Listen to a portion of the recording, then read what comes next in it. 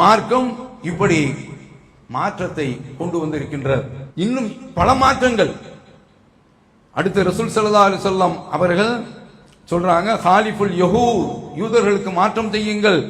ஃபஇன்னஹும் லா யுஸல்லூன ஃபீ நிஆலிஹிம் வலா ஹிஃபாபிஹிம், அவர்கள் தங்களுடைய செருப்புகளிலும் ஷூக்களிலும் தொழமாட்டாங்க.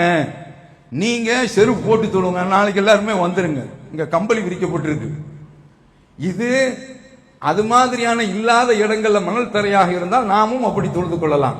செருப்பு போட்டு தொழுதுட்டா அது பெரிய பாவமா பார்க்கலாம். ரசூல் ஸல்லல்லாஹு அலைஹி வஸல்லம் அவர்கள் வேதக்காரர்களுக்கு மாற்றம் செய்யறதுக்காக அப்படி தொழுவுங்க. சில இடங்கள்ல தெருவுக்கள்ல நின்று ஜனாசா தொழுவோம், செருப்பு போட்டு நின்று தொழுங்க. மார்க்கம் மாற்றம் செய்யுங்கள் என்று சொல்கின்றது. அப்ப இப்படி பல மாற்றங்கள்.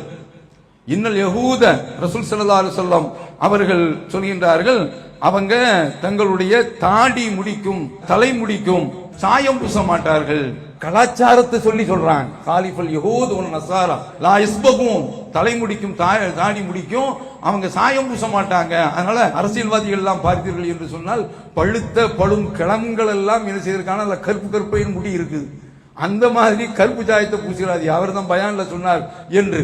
அதுக்கு மாற்றம் செய்யுங்கள் என்றெல்லாம், அதாவது கருப்பு நிறத்தை தவிர்க்கக்கூடிய ஹதீஸ்கள் எல்லாம் வருகின்றன. அப்ப அதனால இந்த அளவிற்கு மாற்றத்தை மார்க்கம் சொல்லி இருக்கின்றது.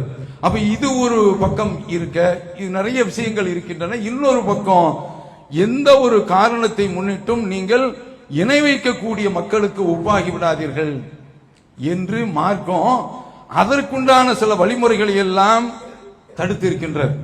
அவங்களுடைய கலாச்சாரங்கள அந்த தாக்கம் எல்லாம் நம்மிடத்தில் வந்துவிடக்கூடாது என்பதற்காக வேண்டி நபி ஸல்லல்லாஹு அலைஹி வஸல்லம் அவர்கள் அந்த கலாச்சாரத்தையும் நம்மிடத்திலிருந்து வேறெடுத்திருக்கின்றார்கள். ஆனால் அந்த மாதிரியான பழக்கமும் சமுதாய மக்களிடத்தில் வந்துவிட்டது.